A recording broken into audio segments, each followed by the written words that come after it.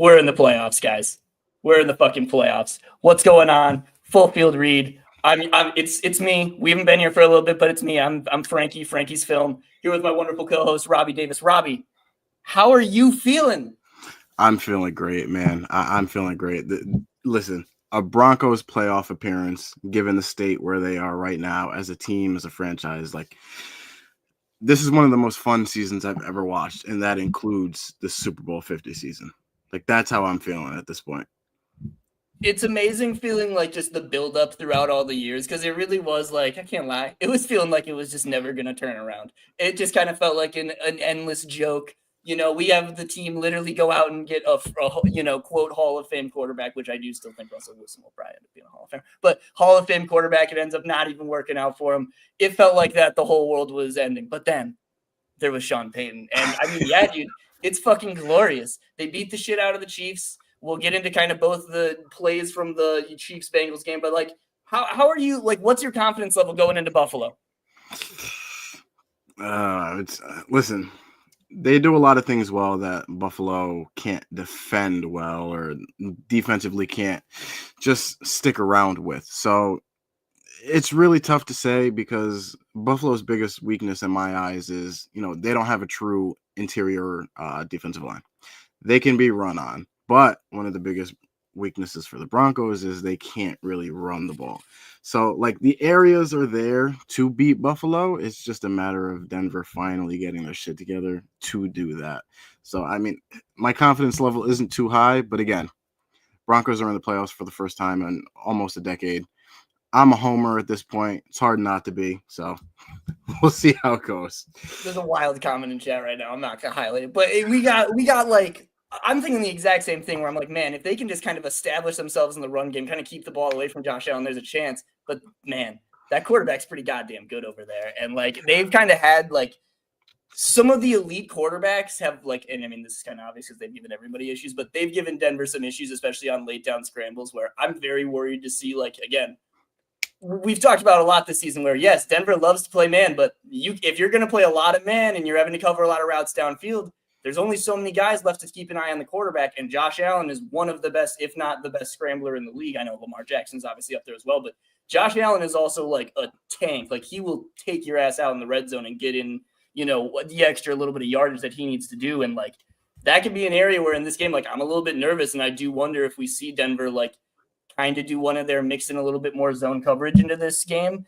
But I mean, yeah, I'm also very much sitting here like, I want to feel confident. There are a lot of stats, we'll get into them later, that kind of do make me feel like, oh man, Denver's got an absolute shot. But then I'm also just kind of like, I've felt this way before. But they're a different team. I want to like, we've said this all season. I was worried going into the Bengals game that they were going to get blown out. I was worried going into the Chiefs game that they were going to somehow let that be a game against backups. And they remind me time and time again, this is not the same Broncos of the last 9 years. So who knows? We've got Sean Payton going up against one of his disciples in Joe Brady, right? Joe Brady came from that New Orleans offense. So, that could be an exciting, like, hey, we've got a little bit of a understanding of what you're going to try to do. I think they'll have an understanding of what Denver's going to try to do. But yeah, sorry, we'll save a lot of the Bengals-Bills talk for later. Let's get into what everybody's obviously coming into here to see. We're going to start with Bengals plays first. Before we get into the Chiefs, I just want to, like, Chiefs game, I think everybody kind of could tell from watching it. It's a little bit of I don't want to say a nothing game, but very, it was a preseason game. It felt much more like a preseason game than kind of one where you can have kind of concrete takeaways. It was really good to see Denver take care of business, but we're not going to do like a 10 to 15 play breakdown on that one. We're only going to do a handful. But we're going to start out with the Bengals game. This one was devastating. This one was, first of all, this game was kind of awesome as hell at some moments. But this game kind of broke me a little bit because I really just wanted to see them kind of get to do the pull off the cool play. And then Sean Payton didn't go for a 2-point conversion for whatever reason. Yeah. How did tell me about your experience watching this game live. It was pretty bad. It really was pretty bad. Like, they had every break possible go for them, especially towards the end. And they couldn't capitalize on a single one. And it's even more frustrating because, like you said, that cool Marvin Mims touchdown to end the game. I feel so bad for my poor girlfriend. She was laying here watching it with me and didn't know what was going on. And Mims catches that touchdown, and I'm going psychotic in my room. Probably scared the shit out of her, but it sucks that they couldn't capitalize on, a play like that. But, I mean, they got it done the next week, but still. They had so many breaks and so many chances to take it away that week and just couldn't. Yeah, no, I mean, it was, first of all, some great, it's so weird because I want to be like, oh my God, what a great throw at the end of the game from Bo Nix. But it was also just kind of a throw up and a prayer. It was an incredible play by Mims. The safety played it, going back and watching it, I'm like, damn, the safety needed to more play for the deflection than the interception, I think, especially in an end of game scenario like that. But yeah, we'll kind of, talk about that as it goes, but just kind of a crazy progression as the game kind of went on. T. Higgins had a massive game against, Riley Moss, which that'll happen sometimes. I really hope Riley, the Bills don't necessarily have as elite of a receiving core. They kind of have a decent, all-around spread of weapons. Khalil Shakir is a really good player. Amari Cooper's decent. They've got good over-the-middle tight end threats. But I think this will be kind of a defense that they can do much better with their secondary against. So I'm a little hopeful on that aspect. But let's get into the first player. Sorry, I'm rambling about that. You're good. So this is a 3rd and 5. I wanted to highlight this one because Denver needs to figure out how to beat man coverage this year, and this is one of the few times we actually see them be able to do it for once. But it also just kind of highlights, Jesus Christ, this team just can't create separation over the middle. And I really like Devon Villay. You're a very big Devon Villay fan. He's a fantastic player against zone coverage, very smart, knows how to find the kind of soft spots. This dude cannot he can win sometimes initially off the line of scrimmage. I don't want to make it sound like he has no separation ability, but it's kind of the routes like this where they need to find some better options to be able to make plays over the middle. But this is a really good contested catch opportunity from him and a good throw from Nix over the middle, hitting the top of his drop. Yeah, I mean, like you said, Villay, he makes his mark against zone coverage, and he's really probably the best receiver on the team when it comes to feeling out those zone windows and knowing when to sit and when to break when he's feeling that zone void. But again, they don't really have a guy on this roster who can really contend against man coverage. And as good as Sutton has been, he's been really the only option there. And it sucks because they have the pieces around it. They have the offensive line. They have the pass protecting running back. They have the quarterback who seemingly can deliver the accurate ball on man coverage on those late downs over the middle, but they just don't have a guy who can separate. Yeah. I want to highlight here too. Man, so they got a lot of Pro Bowlers not Pro Bowlers, all pros this year. I didn't realize they were going to have 5. It was one of those things that throughout the year I was kind of oh shit, are they actually going to make it? Quinn Miners had a fantastic year, so just wanted to kind of say that right quick. But yeah, Bo actually being able to kind of work the pocket here on this progression is something huge. And I mean, I think Buffalo's going to blitz the hell out of Denver because that's pretty much what everyone has tried to do against Bo Nix this season. You kind of put the guy under pressure. Like most quarterbacks, he's going to have a little bit of struggles, and we've seen that a lot this year. He's not necessarily getting sacks, but he's not kind of creating as many big plays as you'd like to be able to see. So how he kind of deals with that against a Buffalo team that they don't have great rushers, but they do have some pieces. Again, they have Von Miller, Gregory Rousseau's a decent player. Ed Oliver can get after the quarterback. They do have some guys that can create some issues there. So seeing how Denver kind of alleviates that in this one will be very interesting. Yeah, I mean, it'll be interesting because all the stuff that they've done with Marvin Mims in the backfield, and they've gone to the swings out of the backfield. They've gone to the wheel out of the backfield. But I really feel like they can expand that route tree a little bit coming out of the backfield. And that's one thing that could really help them against these man coverages and these man blitzes. If you can get Mims over there on a choice route, that can break the man coverage, or not the man coverage. That can break the blitz over the middle because that's where defenses get beat when they blitz, and when it gets picked up is over the middle. I really hope to see them expand that route tree a little bit. I mean, they're not going to do it a ton in just 1 week, but just to give him a little bit more routes than just the swing or just the wheel, just to keep defenses off the tendencies so far.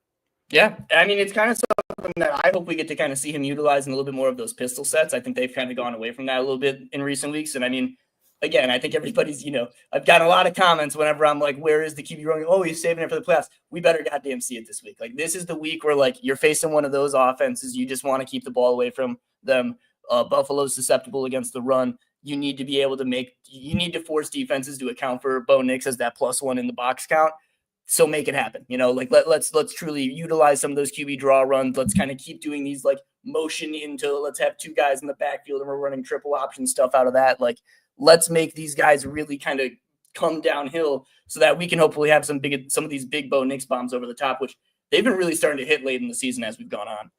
They really have. And man, he's fucking launching them too. It's pretty crazy to see. Yeah, and we'll get to the one later in this game. I mean, you've talked about it so much. When the guy throws from a clean base, he can fucking rip the ball. So it's exciting getting to see like that stuff get proven kind of time and time again. It is something that like this guy, I don't think is really lacking in any physical traits at this point. It's really at this point, if he can kind of get the mentality down and kind of, again, just keep his wits about him within the pocket, he can become a very good quarterback in the league. Yeah, I agree. Now, this is another example right here. I mean, again, they're just running Hank right here, but another good adjustment from Devon Villay. He's been so good at this throughout the year of when a play breaks down, which Bo likes to kind of create a lot. He is so quick to kind of find the open spot, work his way open for a quarterback, make himself available. And Bo is so good at keeping his eyes upfield. I mean, he also pump fakes a ton, but being able to hit these guys on the move for more first downs. Yeah, like you said, Villay has been so good all year on the scramble drill. Probably, I mean, easily the best receiver when it comes to that, especially early on in the year, before Josh Reynolds went down. Sorry, I was blanking on his name. Before Josh Reynolds went down and Villay was seeing that uptick of snaps, and before he got hurt, it's like every week when Nix broke the pocket because, early on in the season, he had a higher tendency to do that than maybe recently, and it wasn't necessarily always good. But when he did that, Villay was the one guy who always made himself available to the quarterback, and he's made himself a really quality player on this offensive unit. Yeah. I want to take, I mean, we've talked about him a lot this season. The pass protection plans from this team all season long have been just insane. Like, they have been so good. It's crazy watching how little pressure gets through, and especially when, like, I'm starting to get into, well, not starting to get into, watching a lot of draft stuff. I'm watching a lot of college offenses, which hurts my soul a lot of the time.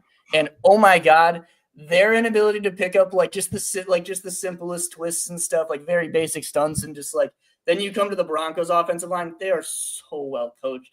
They are kind of one of the big X factors in this game. Again, if they're able to keep Bo Nix clean against what I'm sure is going to be a lot of blitzes, Denver has, I think, obviously a much better chance to win this one. But the entire unit has just been so good all season long. And it's kind of crazy to think, like, how much play they've gotten, all of these guys, like Mike McGlinchey and Ben Powers, since they've signed here. It feels like have gotten to play like 80%, 85%, 90% of snaps, and that's really good return on investment. Yeah, and it's even crazier because nobody saw this unit as a top 5, top 3 pass protecting unit last year.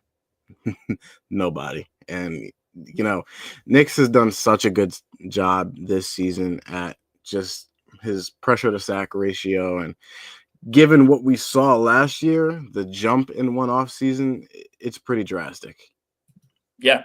And it's one of those things, too, where it's kind of exciting to think about the future. I mean, I hope we get to kind of see, I don't know, a bit more of a – I mean, we've talked about kind of the hope that they kind of lean into more gap scheme in the future in the run game. Mm-hmm. I'd be kind of interested to see maybe if Zach Strief would be pushed into like a run game coordinator role at some point, if that's something they could kind of get him to kind of get learning on, because I am a little bit like – I don't know. I like what Joe Lombardi's about, but I'm also kind of like, I do feel like maybe we could get a little bit more spice, a little bit more like I would love if they had kind of more of a college-minded offensive guy, not like, to change up the whole thing, but just kind of like into the sauce a little bit. Like, let's see someone with really some fresh ideas to add into the personnel and formation-wise, because they do a lot of that stuff. I think they could like almost lean into it a little bit more. I think it would fit Nix a lot. Yeah, and this offensive line is good enough to handle all those different run schemes. It just sucks because they don't necessarily have a running back that could take advantage of it. No. Marvin Mims, second half of the season. What really like you take a second to talk about like what the coaching staff has done with Marvin Mims and kind of just like the turnaround we've seen from him in the second year of his career. Yeah, I mean, like this has been one of my favorite like little areas of the Denver season so far. And it is tangible proof that Denver has a good offensive staff. So they saw a receiver who was struggling to carve out his role in the offense in Marvin Mims. You know, he was okay in the slot, but he was damn near unplayable out wide. He had a limited route tree no matter where he was. He was really just struggling to find his footing. Not only that, but the offense had nobody who could play make out of the backfield. They had nobody. Whether it was Javante, Jaleel, Estime, they're good screen backs, but anything above that, anything yak-wise, it's just tough to really access with those three there.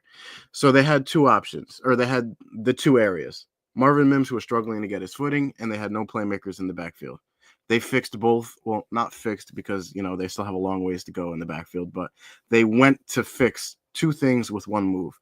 They put Mims in the backfield more. They gave him more of these little swings, these screens, these wheels, and it really turned Mims' season around. And not only that, but they found some juice in those little subsets of the offense. And it's just awesome to see, like, football coaching paying off, like, tangibly. You could see it watching every week. You could tangibly see it. It was just awesome to see. And not only that, but the success that Mims has been able to see in these different sets, it seems like the confidence is carried over into him as a receiver overall as well, like in those regular receiver sets. Like, we'll see the catch to tie the game here in this game, but the confidence has gone a long way for Mims outside of just the backfield.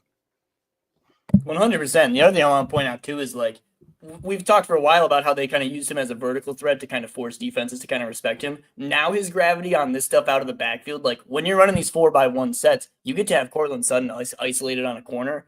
Now, instead of like teams being able to just be like, man, this is the only threat out here. Like, Mims is a threat when he's out here, but he's a vertical threat. He's not just like a consistent down to down, like, oh man, this guy could just chunk us up. When you put him back here, he is. And now you get to have things like this where, okay, we've got to really respect this stuff over here. And obviously, you know, this ball's already coming out, but we can kind of open up these free access slants for Sutton so much more. And I think that's kind of, again, another area where we've seen it just kind of fully open up the rest of the offense. It's something that, like, again, while Marvin Mims, and again, he's really gotten to show up on the stat sheet a lot in these past few weeks, especially with a lot of the big plays hitting. It's another one of those things where his gravity is such an underrated part of his game and what this offense is able to do. Yeah, and you touched on it. Like, even before the backfield stuff, it was still there when he was lined up out wide. Like, the stats weren't there, and the stat sheet wasn't necessarily pretty, but he had so much gravity out there when he's downfield. And not only that, but just the amount of space that he eats up so quickly when he's lined up out wide. Even if he didn't get a single reception in 17 straight games, he was still a very valuable piece to their passing offense. I'm very glad to get to see, like, Marvin Mims. People were very quick to, and again, you know, I think we were kind of some of those people that, like, we weren't hard on, but we were like, hey, like, there's a reason. Like, every time we'd be like, hey, like, the coaching staff's taking their time. That's not a bad thing. But then we'd kind of see him kind of get put into some of these like, you know, we remember some of the drops from earlier in the season. We've seen him kind of get more comfortable in that role. This guy who's still, I think, only 21, 22 years old. A guy who's really ascending right now. And again, it really reminds you that sometimes you just got to have patience with guys. While there are the stories of, you know, the Jamar Chases, Justin Jeffersons who come in the league and absolutely tear it up, there are still a lot of receivers that take a little bit of time to develop. You look at what Quentin Johnston's doing for the Chargers right now as well. He's another kind of piece that didn't have a good rookie season. Now he's helping a playoff team, and he's one of the most vital pieces of that offense. Yeah, I mean, it isn't immediate. It really isn't immediate. And it comes with everybody's development, whether it's quarterback all the way down to defensive lineman. It isn't immediate. Yeah. Right here, we're going to see this so much. I feel like in the next couple seasons, I mean, we've already seen it a few times this year, but just the fade to Sutton, it's crazy because, you know, goal line fade, ew. But at the same time, it's kind of like, oh, well, Cortland Sutton, we'll take that. Yeah. That's literally exactly how I feel. Like, there's not a single football play that I hate more than a goal line fade. But when they do it to Sutton, I'm like, I still don't love it, but I understand it because a 50-50 ball with him is more like 70-30, 60-40. So I understand it, even if I do feel like it's wasting it down. Yeah. What's nice about this one, too, Devon Villay also gets open on the road. They didn't communicate this one. I guess he's already pumping up with it. But this one probably just would have been a wide open touchdown to his left, too, if you want to take it. The motion from Estime out of the backfield kind of reveals that they're going to, you know, they're playing man right here. This guy's probably coming across the line of scrimmage. And, yeah. So wide open sudden touchdown. I think that was, what did that make this game? So that was the one to tie it up. Dude, the defense really played their heart out in this one. I mean, I'm so excited to get to see this defense actually get. I know obviously T. Higgins kind of had his kind of way, but like they were so like at the right moment making big plays. The first half from them was so huge that like Vance Joseph has been so incredible this year and the entire staff in general that Zach Allen was such a beast in this one. And just, man, I'm really excited for the future of what that defense can be just because of the fact that they have just a plethora of coaches on the staff that are just making guys ascend at such a fast rate. Yeah, I mean, in overtime, like they wanted to win that fucking game. It sucked because the last drive, it kind of broke a little bit, but the Bengals' first 2-3 drives in overtime, they just got dominated by Denver. Straight up dominated. Sean didn't go for 2? Yeah. I was very surprised. Very surprised. Because here's the thing. Like, again, maybe, you do want to save some of the stuff for playoffs.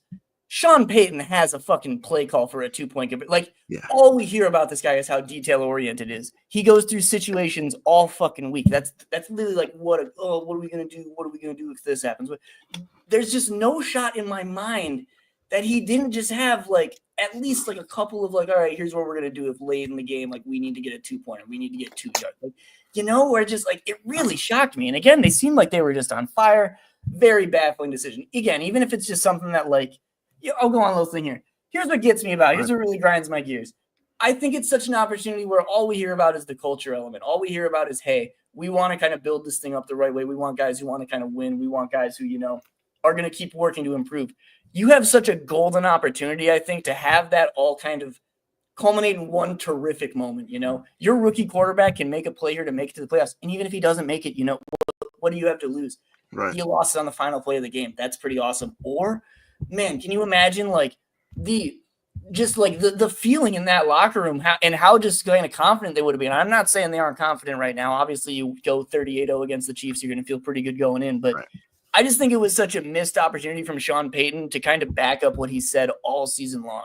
And again, I get it. The defense, you've seen them kind of do miracles. And at the end of the day, they did end up getting their shot in overtime. It's funny. I feel like there's been 3 separate times this season where I've been like, Sean, what the fuck? Why are you doing that? And then somehow he gets a chance. And I'm like, I mean, I guess, yeah, you were right. You got 30 seconds on the ball and you're down 4. Sure. But like, it would have been beautiful. It would even like, I don't know. And there's just so many things they could do. They've been so good in those short yardage situations. I feel like this year that baffling decision to me. Baffling decision. And it was even weirder because they lined up to go for 2 until they started to review the Mims catch. And then they confirm it, and then they go and kick the field goal. And I understand the thought process, but to me, like, you don't get that 2, okay, you lose the game. It isn't the end of the season. You have next week to still get into the playoffs. Like, you can still win that game. And even during that game, you could tell, like, Kansas City already had the first seed locked up. So you're already kind of expecting the backups at that point. So why not just attempt to go for 2? You still have week 18 to fall back on. I just didn't understand. And honestly, it really would have been like, I know I don't really give a shit about awards. And I know in college, Heisman has, the Heisman moment. If there was a Heisman moment for the NFL, it would have been that fucking game for Bo Nix if they go for 2 and get it and win that game and punch their ticket on a play like that. The fadeaway Mims touchdown into a 2-point conversion to knock out Joe Burrow, who's looked like probably the best passer in the league this year. Like, holy shit, dude, that would have been like movie type stuff where I just like, man, I think you got to seize those opportunities, especially when your whole message has been about how we want to build this thing. And this is kind of another side point. Bro, you're running down the season close to the playoffs. Why are we going to make our guys play extra snaps? Not trying to be stupid. Like, let's try to put it on one play right now and get to next week. Like, I don't know. Just disagree with it, but whatever. Let's get to the next one. This one I wanted to highlight because I think this is a really this is a cool route. I don't know what the hell you call this right here. So earlier, again, we were talking about this 4x1 set with Mims. They run this. You get the free access slant from Sutton. First time they ran it again, Sutton was able to create the separation. They had the opening. Right here, they run like a fake slant. Like, what the fuck is this? It's like a slant hitch stop. And it works beautifully because Cam Taylor-Britt obviously overplays the slant. Like, he's really expecting this to come down. And then you just kind of get Sutton drifting towards the sideline. And it was a wide open pickup for 13. So, yeah, I just thought that one was cool. I was just like, huh. It was fucking weird, man. Watching it live, I had no clue. Like, I really think this is just like a locked slant, but once Sutton saw the DB like get so lost and turn so inside, I think it was just like, I'm just gonna snap this off. So you I think it's a really slight don't. adjustment by Sutton? You don't think this is I like a think it dog is. thing? Okay, I okay. think it's freestyled by Sutton because I don't know what the fuck you would call that or design that in the playbook if it isn't. I mean, that's hot. It worked. I mean, shit. Like I think Yeah. this was a second or a third down too. This is a 2nd and 10. So like, being able to kind of pick up these chunks, I think they had just fallen behind on this one as well. Like this was a massive play in the game. And it's just kind of one of those things where, again, we talk about the gravity that's being pulled over. Look at how hard they're committing to this play because I think Marvin Mims ended this one with 8 catches on 8 targets for like 100 yards and 2 touchdowns. Obviously, we haven't gotten to the plays that will amount for most of that yardage yet. But like, I mean, dude, there's 5 guys over here. And now you just have Sutton working one-on-one, which he's Cortland Sutton. He's gonna eat most of the time on those. Yeah. Yeah. Right there. It was a good throw too. Yeah. Well, we're about to get to a great throw, Robby. Oh, I'm ready. Let's fucking go. It's really exciting too because I think this one was actually out of. Nope, I'm capping. This was so nuts. Like this is the second longest throw tracked in the next gen stats era. Like that is insane. I was losing it. This is when I was watching with the buddies.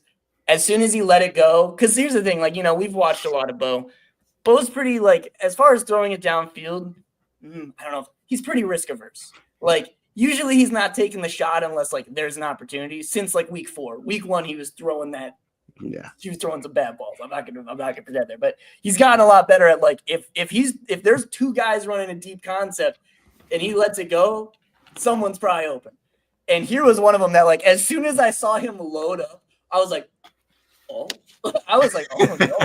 And like then they kind of showed it and like Mims, this is an incredible this is one of those that again, ball tracking for a receiver, body control, ability to kind of like again make sure that while you're making a catch in full speed, you still have the tempo to be able to tap your feet so you're not just, dragging yourself straight out of bounds. This is such an elite deep threat play by Marvin Mims. And this is like, if you were to like look at Oklahoma Mims tape and be like, what do we hope he can become in the NFL?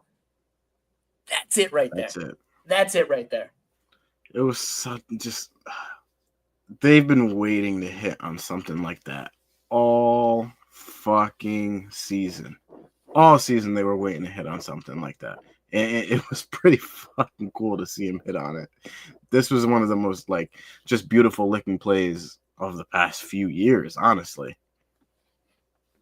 I wanted to say too, one thing that was I honestly had written in my notes that this was Kroll. I thought this was Lucas Kroll. This is another good play by Adam Troutman just to get vertical. I mean, he forces this safety to kind of like, take a second and be like, oh shit, like this guy is running out here, and it just gives the opening for Marvin Mims to be able to blow right past him.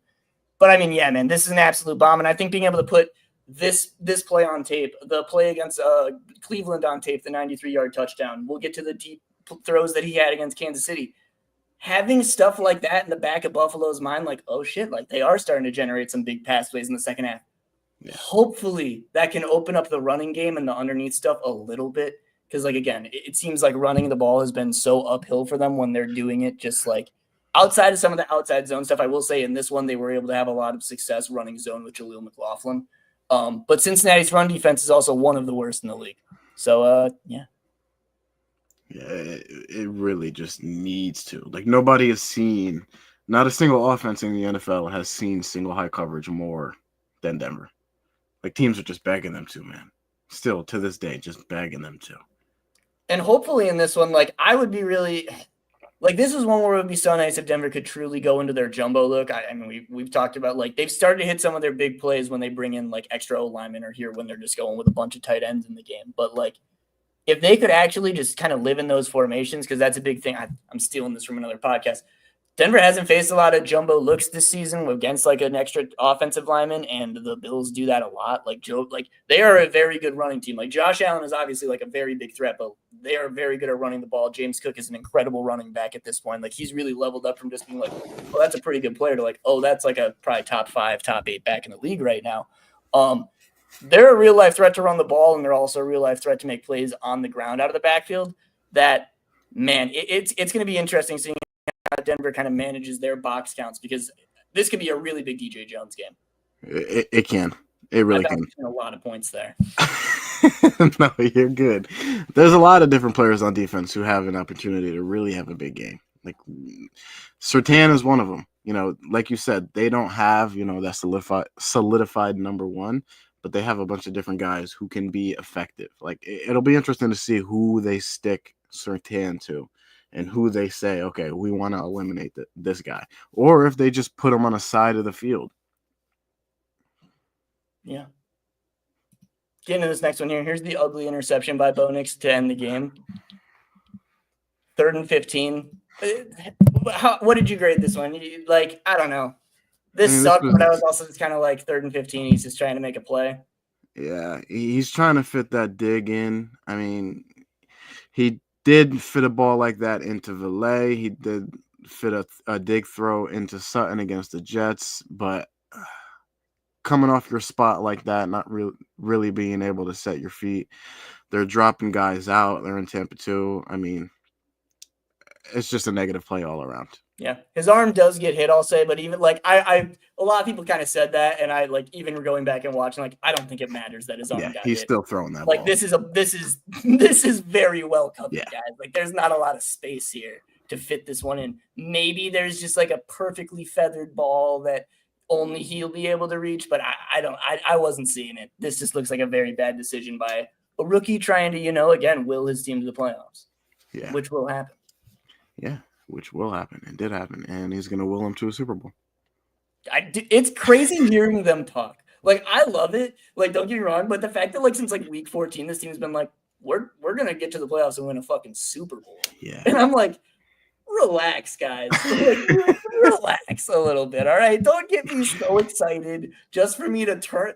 Dude, I'm so scared. I'm very excited, but part of me just I think back to how the Ravens game went. I think back to how just if they get boat raced, I really think I'll say it because we're going to talk about this. I have so many thoughts now. I'm going to get through this one. 114 Q4. Because, dude, it's going to be all about those opening quarters, I think. It is. It's really going to come down to that. All right. Oh, yeah, this was another nice tight window throw against man coverage. Oh, God, this team just needs to find more ways to create separation. Was this this was the drive to tie the game, right? I believe so, yes. Yes, Knicks so had 114 remaining. This is a 1st and 10. This is for them to kind of work their way kind of past midfield. And, yeah, this is a hell of a He had some fucking really good throws on that last drive. Not the Mims one, but before that, leading up to that area in the field that they got to, he had some fucking lasers. Yeah. I mean, dude, when the guy needs to, clutch up, it really does thing. I mean, we've talked about it all year. He just kind of blacks out. He does not seem to kind of keep in mind, dude, this guy just threw an int. This guy just threw what was supposed to be a game-ending interception a minute and a half ago. He comes back out and he's making throws like this, and then he throws a game-tying touchdown. Say whatever you want about, limitations you might believe the guy has physically. The guy, as far as what you want in a quarterback's ability to kind of forget the last play and kind of continue to try to work on what he messed up during the week, that's what Bo Nix has shown all year long, man. And yeah, this is just an insane play. Trey Hendrickson is insane. He was actually I really thought they would be able to kind of blank him. He didn't do too much in this one, but there were a couple plays where I was oh shit, you got Garrett pretty good. Yeah, he's a good player. He's a really good fucking player. I wonder if there's a world. Hey, former Saint Trey. Hey, Sean Payton drafted him. You think this is a random question? What do you think about? Have you gotten to watch Dondrea Tillman? Have you gone back and looked at Dondrea Tillman's snaps throughout the season? Only in passing, but even what I have seen, it's crazy. He's pretty fucking good. He's a pretty good player. I keep watching him. I'm damn. Because here's the thing. There's a lot of not to sound he's that bigger bodied. They talk. I think Vance made a great comment. He's he's the perfect 4th edge for us, and I couldn't agree more. Yeah, dude. Let's just have one of our 275-pound guys that's just a little bit quick, really good on stunts, can flex inside if you need him to a little bit, and he'll just beat the shit out of tight ends. Perfect. There are guys this year in the draft that are built like that are going to go top 3 rounds, top 5 rounds. We got Dondrea Tillman as an undrafted free agent. I keep looking at him it's fun. Like he has one of the higher pressure rates on the team, funnily enough. And it's like he has 23 pressures. Like that's not nothing. Like that's a pretty decent season, to be completely honest, for a guy that like I didn't really even factor in really to the rotation, because I think we all kind of thought Barron would, still probably be on the team. I thought Drew Sanders would kind of have more opportunity, but no, it's been D'Andrea Tillman, and I've been pretty like, yeah, hell yeah, let's do this for a little bit. So yeah, are you on the train? Like, are we I am. D'Andrea Tillman? Like, I am. I'm not looking to replace him, I guess. Not that I get to make the decision. Yeah, no, he's been a serious contributor, and like in big moments too. I forget the game it was, but he had a sack in the fourth quarter of a close game recently, like in the past few weeks, I believe it was. I can't remember the game. I'm blanking on it, but he's been a serious contributor, and it's so like just out of the blue. It's crazy too, because like, I mean, for the entire season, like there will be entire drives where Vance is just like, Jonah, D'Andrea, you guys got it. Like Jordan Jackson, you're playing the next like 6 reps, and like, don't get me wrong, sometimes that can be a little bit like, oh man, we're not having guys on the field right now. Like there'll be some big plays given up in a third or fourth quarter, and I'm like, the fuck are we doing? But at the same time, kind of equally, if not more times, I'm like, oh shit, like good call. And it's one of those things where, I mean, we've talked about all year, the faith it has to instill in guys, kind of giving them those opportunities to not only play, but make big plays. You're getting designed up. Like, again, I've talked about it. D'Andrea Tillman, really good at kind of beating up on smaller tackles and tight ends, really good on stunts. That's pretty much all you see him do. Yeah. And shit, man, you get to do that. You do that for a few years. There's a chance you get paid. Yeah, it's really exciting stuff. So now we got the game-tying touchdown to Mims. This was such a fun play, man. It was such a wonky play. How did it work? Fucking 15. Of all guys to catch that ball, when he came down with it, I first thought it was Sutton. I was like, oh man, he fucking did it again. And then the camera pans and he gets up and it's fucking Marvin Mims making a contested touchdown catch against 2 guys. Yeah. Safety's got to go for this pass breakup. It really sucks that nothing led from it. Dude, like, how can you see a play like this and just be like, all right, we're taking it to OT? Like come on. The fucking, like, in the away stadium, bro, you just stunned their fan base. Like, Sean's such a petty bitch. Come on, man. You could literally be, like, fucking walking across their field, strutting like crazy. Like, you just drew up a game-winning drive and 2-point conversion in their fucking house to knock them out of the playoffs. Like, bro, what's going on, Sean? And that's the other thing. You're Sean fucking Payton, bro. Yeah. You're, like, one of the offensive guys. Like, I really like Vance Joseph. I'm like, I was about to do the kind of, what the fuck she know about Cameron? But I like Vance Joseph. Really good defensive coach. Vance ain't making the Hall of Fame. Vance's defensive play calls aren't like going to be like, oh shit, like let's go look back at a Vance Joseph playbook from like 10 years ago and see if we can take some inspiration. That's you, Sean. Get your fucking offense on the field. That's enough. I don't know how you don't go for 2 in this situation, man. That's okay. But yeah, what a catch by Marvin Mims. Really excited. Like, again, the player he's developing into and such like a spark for this entire team is just so exciting. Yeah. And listen, they needed it because not a single fucking guy other than him got open on that play. No. Not a single guy. Not even him.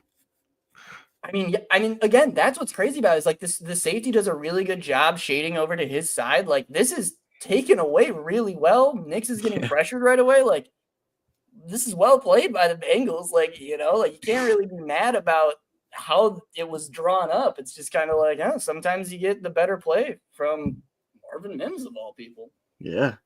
I mean, all right, we've got to watch. Last one is the miss to Franklin because we just got, like, we've talked about it all year. It's like, I don't know. I saw, like, this is on Bo. We've said at least this is my opinion. It's on both of them, dude. Like, their connection is just brutal to watch. I don't put it on Troy. I don't put it on Bo. Yes, some throws are more on Bo. Some routes are more on Troy. Whatever. The two of them are just not on the same page. And, like, again, he does a great job separating here. Like, it's too bad that this play doesn't work out because this would have been a huge, obvious, like, dagger in the side of Cincinnati. But, like, high leverage moments, at least for right now, it can't be Troy. It can't be Bo throwing to Troy. Like, again, I don't want to make it sound like, oh, Troy Franklin isn't going to work out. I might have my doubts about, what he can become in the league, but like this play is not necessarily on him, but it's just the combination of the two is just not working out. I think you just kind of put him on ice until obviously, again, he's probably going to get reps next year, but in key moments, we probably don't want to draw him up as the 1 in the 4x1 and let him try to get a free release. Yeah. And it sucks because he did such a good job getting off the line and then stacking the DB, and he made the throw so easy for Bo, and they just couldn't hit it. Like, it's brutal. Like, and again, this one's on Bo. Like, there's probably a world where, like, I don't know, maybe Mims slowed up, maybe, like, I don't know. I think this is one of those where you just put this for your guy to run under it more so than you need to necessarily, like, again, you said it exactly right. He has the guy stacked up so well that at the very least he slows down and this DB just runs through him for the PI at that point, This does not need to be like, all right, let's kind of put this right on his shoulder so he catches it out here. Like, let's let him truly just bucket catch this underneath. And yeah, that might be something Troy struggles with, but at the end of the day, it's going to be better, I think, than kind of forcing you to make the harder throw. Yeah, I agree there. Yeah. Well, all right. On the Kansas City games. So, like, do you want to summarize, like, what did we see from the Kansas City defense? Not a single thing. Not a single thing. Like, they were coming out. It looked like day one install. That was not Spagnuolo. I can't imagine what was going through his head on the sidelines calling a game like that, but there's nothing to take away from that game from Kansas City defensively. He had to be going crazy. I think I counted like actually one blitz they sent, and it was like an early down run blitz, and I think Denver still scored on it. Like, yeah, it is just kind of ridiculous watching again. Like, Steve Spagnuolo, who's known as one of those aggressive, defensive coordinators, and we just didn't see that. But again, this is a team that they already had their stuff done.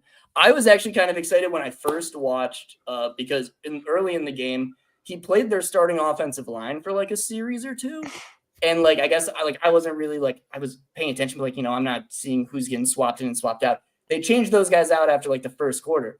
And I was kind of like, oh shit, did Denver's defensive line just beat up on their starters that well? Which they did. But then the backups came out and oh my God, Denver's defensive line. Jonathan Franklin Myers, holy shit, is a really good player. Like really that dude has been, and again, all the props in the world to the Denver like pass rush defensive line coaches because all of the interior defensive guys are playing so well rushing the passer, but he is fantastic. Like, and he is such a cool piece to be able to use. And I think this is kind of how we've seen Vance deploy him.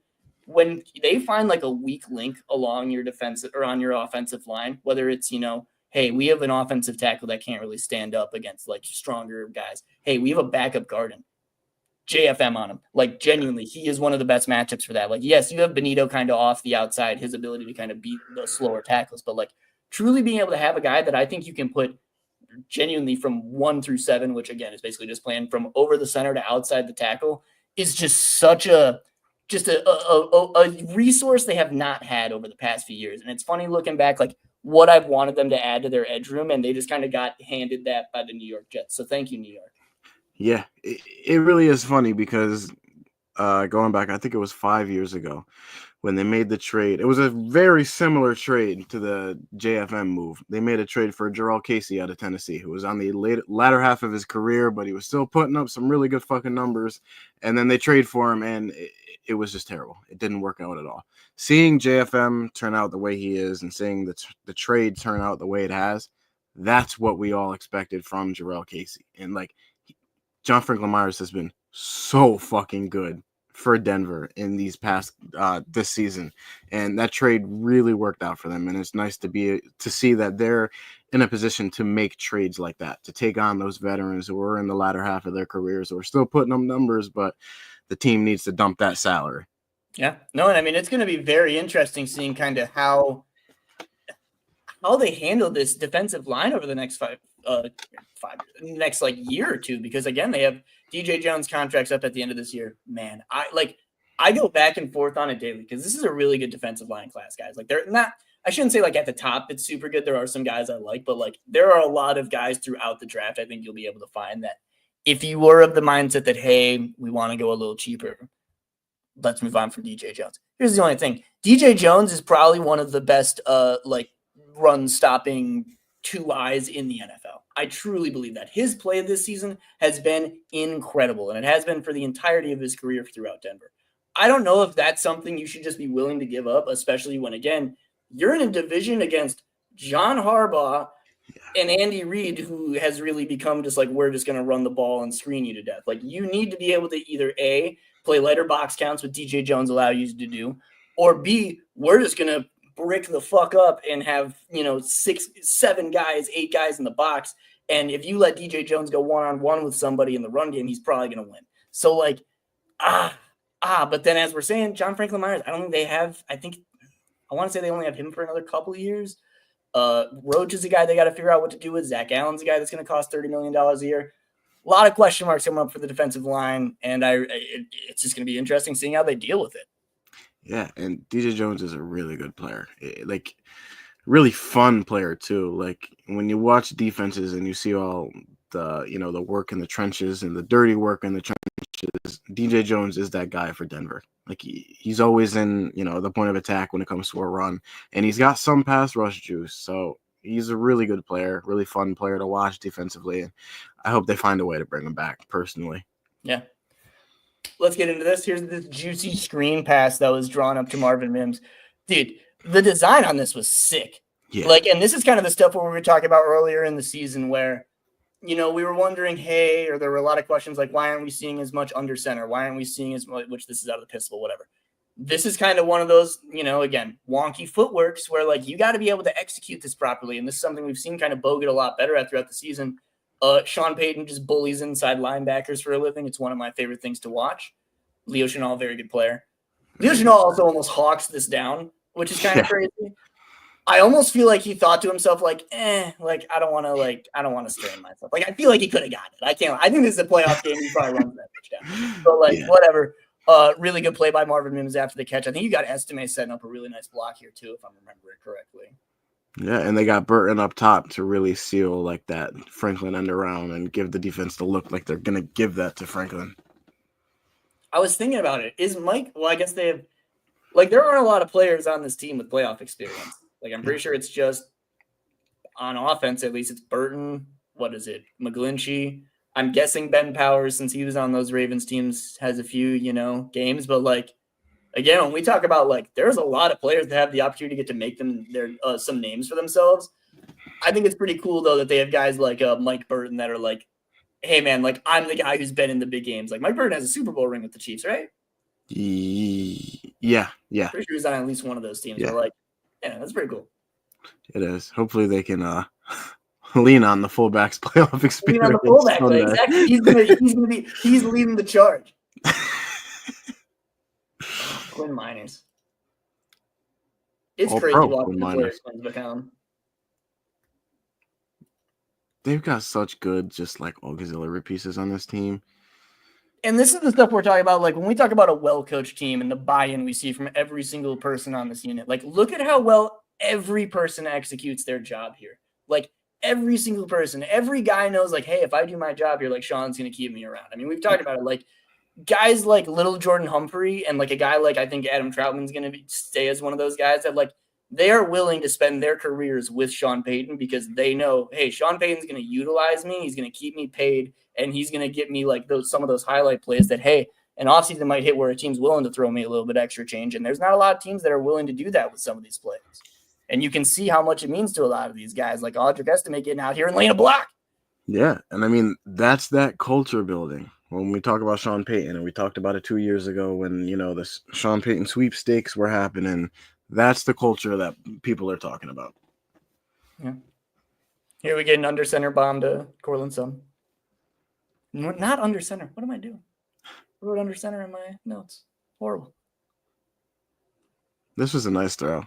This was a nice throw. You didn't really have much to step into it there. He just sidestepped a little bit to get to a clean platform and just launched it out there.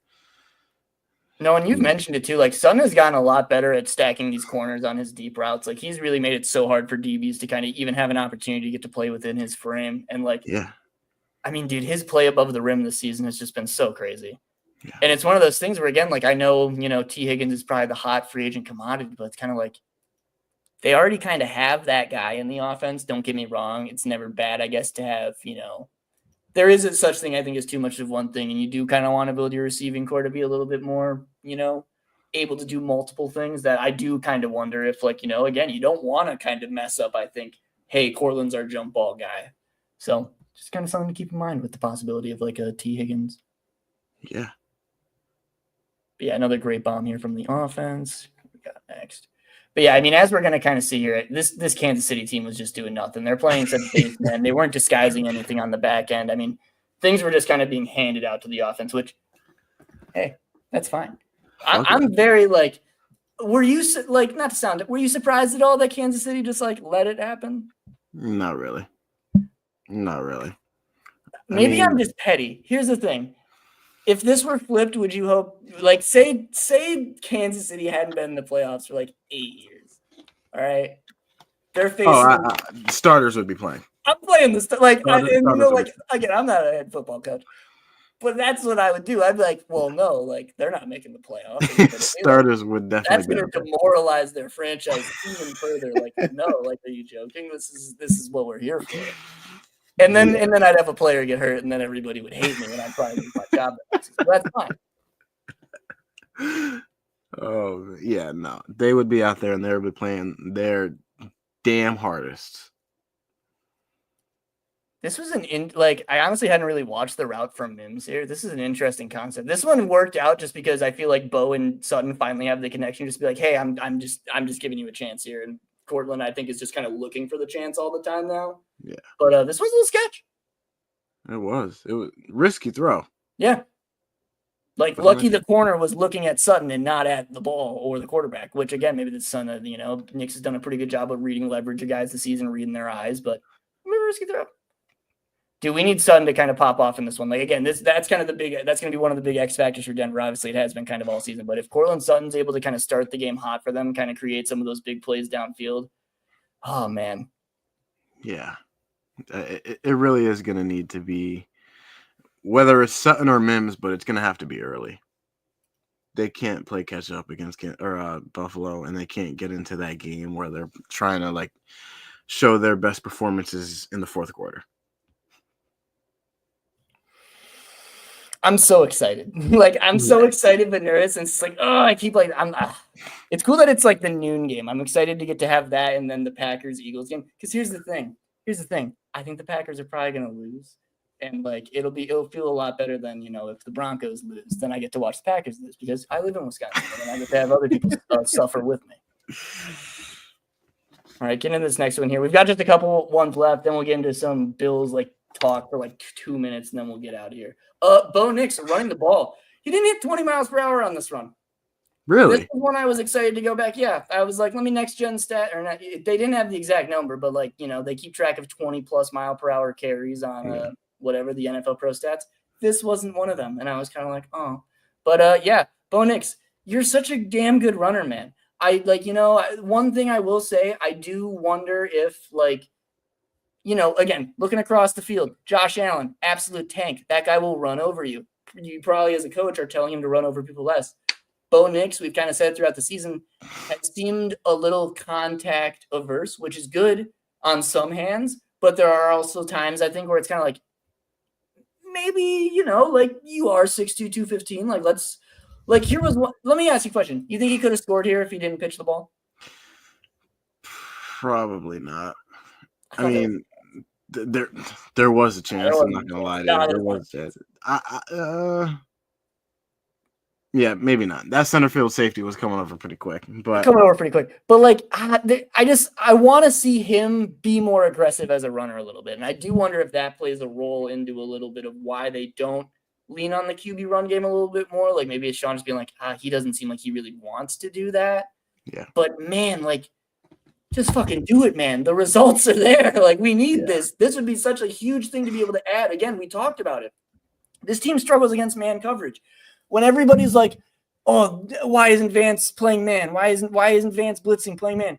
Do you guys remember, what was it, 2 weeks ago when Justin Herbert had that scramble? There was the Jameis scramble. I think Burrow had a scramble in the game, late in the game. Guess what happens here? Because it happens exactly on this play. Well, guess what? When you have man-to-man happening and you have guys manned up on every single route, well, now there's no one here. Yeah. There's no one here watching the quarterback. There's no hook zones right here. There's nobody keeping their eye on, oh, shit, this is an extra runner. So, and no one's looking back at him. Like, these guys aren't aware that he's even past the line of scrimmage yet because Denver's receivers are pretty well coached to either keep running guys off or they're going to block. So this is why sometimes late in games, you don't always see Vance relying on man coverage. And it's something this week where there probably isn't a great answer against Josh Allen, who's having a very MVP-like season. But late in the game, I don't think people should be shocked if we see Vance really soften it up, say, hey, let's just force Josh to, I think, kind of beat us with his arm, as opposed to, hey, we're just going to man up every single down and kind of let Joe Brady kind of design his offense, which is already kind of pretty good at setting up those rub mismatches. And we've got a quarterback that is just dominant on the ground. So, yeah, that was a son I want to highlight here because that's exactly what happens on this play. Yeah, no, I mean, it's a good point. Do you want to get into the Buffalo highlight? Yes. So Buffalo. Let's do this first. You got a prediction for the game? Yeah, but I don't think people are gonna like it. I think it's just gonna go like the Baltimore game. I really do. Oh my god! I really you don't have like a spicy player take. You just literally think they're gonna get. I mean, listen, I think it's gonna be like the Baltimore game, but I think we see Marvin Mims get a little bit more carries this week, and more than just the jet sweep carries. I think we're actually going to see him line up in shotgun or maybe even under center, and maybe not between the tackles, but I think we're going to actually see some carries from him. And I think they're going to, and they have to open up that quarterback run game. Like Buffalo, their one weakness is that they can be run on. You cannot let these running backs in this running back room squander the opportunity to do that in a game like this. You got to lean on the guys who can give you the juice and give you the explosive plays. And so far on the ground, it has been Bo, it has been Mims. So I think they really got to lean into that as much as they can. I had a couple thoughts. One, I think we see a Cortland Sutton double pass this week. We haven't seen it in a few weeks. We know Cortland Sutton has the ability to do that. I think we're going to obviously see some trickery pulled out in this game by Sean Payton because why not? So that's my one. Second of all, and this is something that like I'm not sure, but I think there's a chance. I think, as I mentioned, this Buffalo team really likes getting under center, bringing in an extra offensive lineman and running the ball. Back in week, 3 at this point against the Steelers when Justin Fields was their quarterback and they were kind of only running the ball in that offense, we saw Denver pull out their 6-2 package where they had all 4 defensive linemen down. Again, they're stacking that box insanely heavy.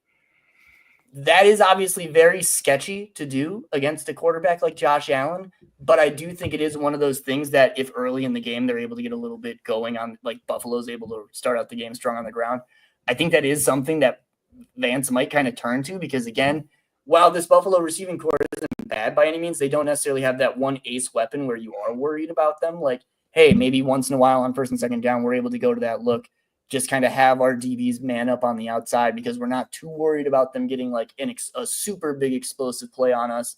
And let's just hope we can kind of stuff them up the middle a little bit. I do wonder if that's kind of something we see pulled out. Yeah, that was my other thought. What's your biggest X factor? What's the biggest thing? If this happens, Denver wins the game. What does Denver need to happen to win the game?